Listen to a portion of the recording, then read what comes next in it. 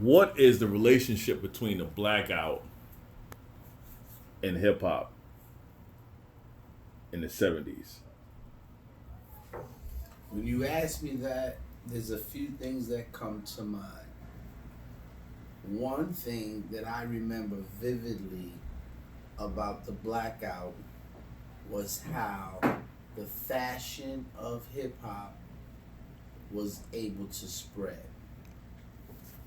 There was so much looting taking place in the stores in Manhattan and in Brooklyn and in Queens that after the blackout, people who couldn't afford the hip hop latest fashion suddenly were fashion icons because they were able to buy Gazelle glasses for fractions of the price from somebody who robbed a glasses store.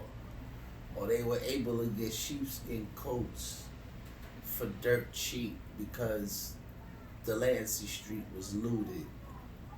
Women were walking around with fur coats, taking cabs to clubs, all dressed up with hot shit because everything was stolen and looted during the blackout. So if you wanted a sheepskin coat, or you wanted a ski hat, or you wanted some Cazals, or you wanted some North Lake boots, or you wanted a leather bomber, or a Quarterfield coat, or anything like that, you was able to get that for the fraction of the price from a dude in your neighborhood who went out and looted all of the stores during the blackout.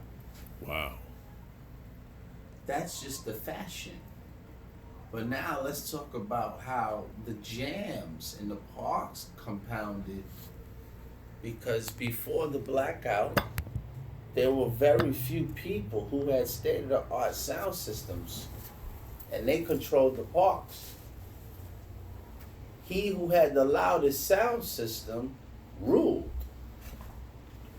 So after the blackout, there was jams in every park, because all of the equipment was confiscated during the looting. Wow. So those are two areas where I can say the blackout made a major difference. People's equipment game was upgraded. People's fashion game was upgraded. So, But now, the music. the blackout really didn't do much for the change of the sound. I mean, there was people at the time that was making records about the blackout. There was a song called "Where Were You When the Lights Went Out in New York City." It was a disco record.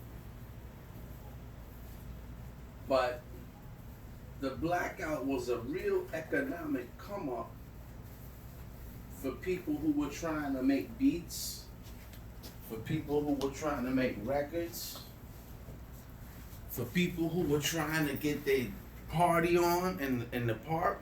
Yeah. Car systems were stolen.